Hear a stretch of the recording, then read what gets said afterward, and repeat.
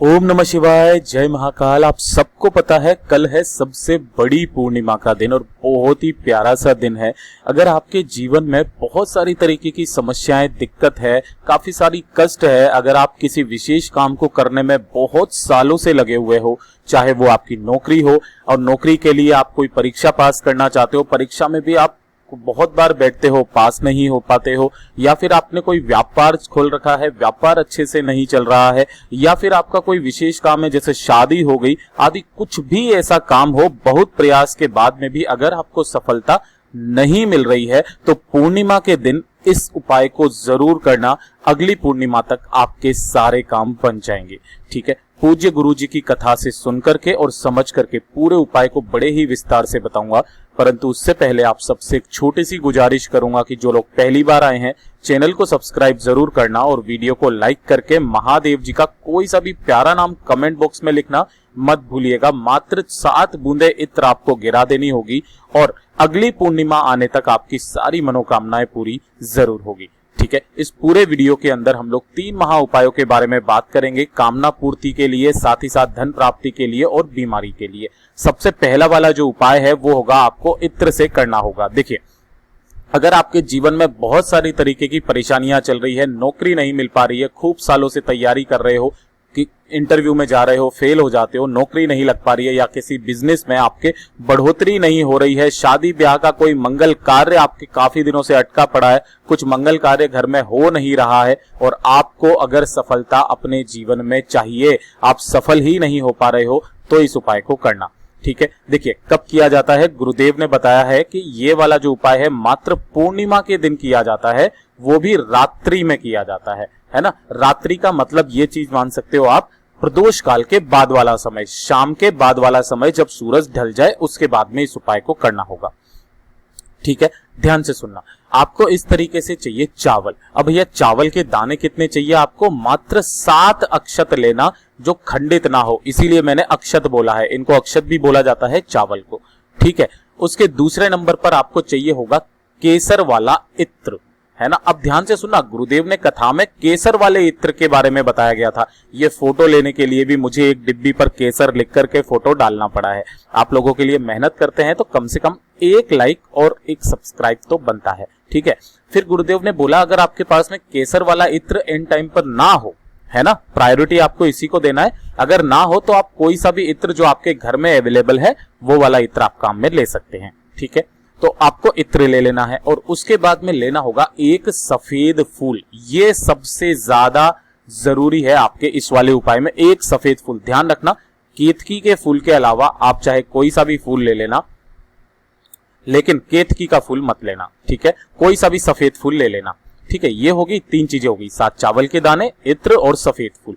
इन तीनों चीजों को लेकर के पहुंच जाना कहां पर? महादेव जी के मंदिर शिवलिंग के पास। ठीक है, अगर आपके रात्रि में महादेव जी का मंदिर खुला हुआ नहीं है ना, वैसे तो ये 24 घंटे खुला हुआ रहता है, लेकिन अगर नहीं खुला हुआ है तो उसका भी मैं उपाय बताऊंगा जो गुरुदेव ने कथा में बताया।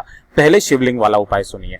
आपको जैसे ही शिवलिंग के पास शिव मंदिर में आप जाएंगे तो आपको उत्तर दिशा की तरफ, नॉर्थ डायरेक्शन की तरफ मुंह करके आपको खड़ा हो जाना है। ठीक है, अब उसके बाद में जो आपका दाहिना हाथ है उस दाहिने हाथ को आगे करना है और आपने जो 7 चावल के दाने लिए हैं, यहां पर तो ज्यादा है, मुझे फोटो नहीं मिला, 7 चावल के दाने हैं, उन 7 चावल के दानों में आपको इत्र की बूंदें डालनी है ना। कोई जरूरी नहीं है कि आप 7 ही बूंदें डालनी है, आपको इत्र की बूंदें डालनी है और उन्हें अच्छे से इत्र में कर लेना है। किसमें?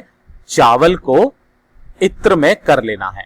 ठीक है ना, और इसे अपनी हथेली पे रख लेना है और उन्हीं चावलों के ऊपर आपने जो एक फूल लिया है ना, फूल, उस फूल को भी इसी पे रख लेना है। ठीक है, अब ध्यान से सुनना, आपको यहां पर महादेव जी की शिवलिंग को देखते हुए आपकी जो भी कामना है, विश है, इच्छा है, उसे आपको कह देना है चंद्रमौली महादेव जी के नाम से। पूर्णिमा के दिन कर रहे हो, चंद्रमौली महादेव जी के नाम से आपको अपनी कामना कह देनी है और अपनी कामना कह देने के बाद इस पूरी सामग्री को आपको यहां पर शिवलिंग के ठीक ऊपर समर्पित कर देना होगा, अपनी कामना कह करके चंद्रमौली महादेव जी के नाम से।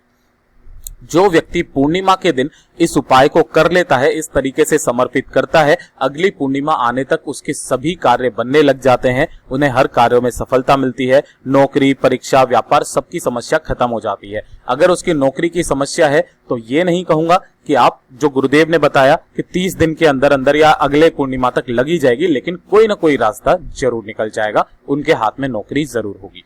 पूज्य गुरुजी ने जैसा बताया वैसा आसान भाषा में आपको बताने का पूरा प्रयास किया। ठीक है, अब मैं बात करता हूं क्या अगर आप शिव मंदिर ना जा पाओ, ठीक है, तब आपको करना क्या होगा। आपको जाना होगा बेलपत्री के पेड़ के नीचे, है ना, वही शाम के समय, रात्रि के समय आपको जाना होगा, ठीक है ना। और वहां जाने के बाद आप इन्हीं सभी सामग्री को यहां पर आपको समर्पित कर देना होगा। अब क्योंकि ये बाहर की तरफ होगा तो आपको चंद्रदेव के दर्शन करते हुए, अपनी कामना कहते हुए यहां पर समर्पित कर देना। एक ही बात पड़ेगी, चाहे आप शिवलिंग पर समर्पित करें या चंद्र देवता को देखते हुए चंद्रमौली महादेव जी के नाम से यहां पर समर्पित कर दे बेलपत्री के पेड़ के नीचे। आपकी जो कामना होगी पूरी जरूर होगी। ठीक है, अब बात करते हैं दूसरे वाले उपाय की तरफ।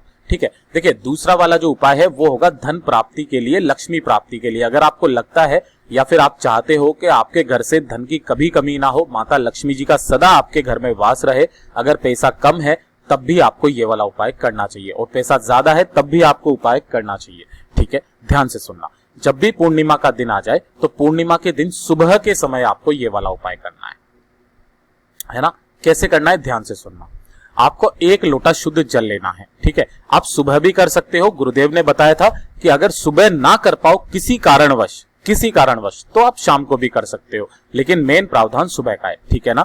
देखिए, आपको 1 लोटा शुद्ध जल लेना है, अपने घर का शुद्ध जल। ठीक है ना। और इस 1 लोटे जल में आपको मिलानी होगी थोड़ी सी पिसी हुई हल्दी, है ना, ज्यादा नहीं मिलानी है, थोड़ी सी चुटकी भर हल्दी आपको इसमें मिला लेनी है इसी लोटे के अंदर। इस लोटे को लेकर के पहुंच जाना महादेव जी की मंदिर शिवलिंग के पास। किस दिन जाना है, पूर्णिमा के दिन जाना है। अगर आप सुबह जाते हो तो ये उपाय शाम को करना होगा। ठीक है ना। अब ध्यान से सुनना, आपको उत्तर दिशा यानी कि नॉर्थ डायरेक्शन की तरफ खड़ा होना है। ठीक है, और माता लक्ष्मी जी का कोई सा भी जो भी मंत्र है उसको स्मरण करते हुए इस पूरे 1 लोटे जल को आपको शिवलिंग पर समर्पित नहीं करना है। आपको जो ये माता अशोक सुंदरी वाला स्थान है, क्योंकि हल्दी वाला जल शिवलिंग पर नहीं चढ़ाते, ठीक है ना, माता अशोक सुंदरी के स्थान पर आपको एक धारी से समर्पित करना होगा।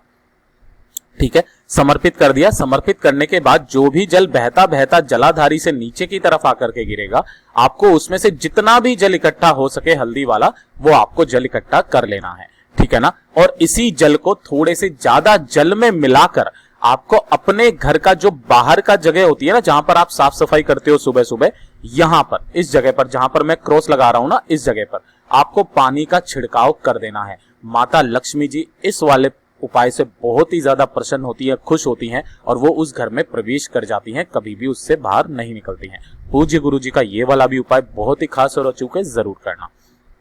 अब बात करते हैं तीसरे वाले उपाय की तरफ। देखिए, तीसरा वाला उपाय मैं सिर्फ उन स्त्रियों के लिए या उन बहनों के लिए बताऊंगा जो इस समय पर क्या है, प्रेग्नेंट हैं, गर्भवती हैं। ठीक है ना। कोई सी भी जो नारी, अगर आपके आसपास पड़ोस में भी कोई है तो उन्हें भी ये वाला उपाय बताना, कुछ अच्छा काम करना। ठीक है, गर्भवती नारियां जो भी है या जिनके पेट में अभी बच्चा है जो अभी तक पैदा नहीं हुआ है, उन स्त्री नारी के लिए है। देखिए, हर माता पिता चाहते हैं कि उनकी जो संतान हो वो एकदम स्वस्थ हो, उसके हाथ पैर सही हो, लंगड़ा लूला ना हो, बुद्धिमान हो, सब कुछ तरीके से, मतलब एकदम से बढ़िया होना चाहिए। ठीक है ना, सब चाहते हैं। तो जब भी पूर्णिमा पड़ जाए तो पूर्णिमा की रात्रि को आपको ये वाला उपाय जरूर करना चाहिए। जो भी गर्भवती नारी, महिला, बहन, बेटी जो भी है, ठीक है ना, वो क्या करना, रात्रि के समय पर आप जाना कहां पर, अपने घर की छत पर, है ना, और जो चांद की रोशनी है उस चांद की रोशनी को आपको अपनी नाभि पर गिरवाना है, कम से भी कम नहीं तो 10 से 15 मिनट। ठीक है ना, 10 से 15 मिनट तक आपको ऐसा करना होगा कि चांद की रोशनी सीधे आपकी नाभि पर गिरे। इस उपाय को करने से आपका बच्चा लंगड़ा लूला नहीं होगा, बुद्धि से तेज होगा, बुद्धिमान होगा और नए विचारों की सोच वाला होगा। बहुत ही अचूक उपाय है, पूज्य गुरु जी ने जो अपनी कथा में बताए हैं, जो सिर्फ पूर्णिमा के दिन किए जाते हैं। सावन की पूर्णिमा में अगर आप इन उपायों को करते हो, आपको दुगना फल प्रदान होता है। पूज्य गुरु जी ने जैसा बताया वैसा आसान भाषा में आपको बताने का पूरा प्रयास किया। वीडियो पसंद आया हो तो लाइक जरूर करना, साथ ही साथ चैनल को सब्सक्राइब किए बिना मत जाइएगा।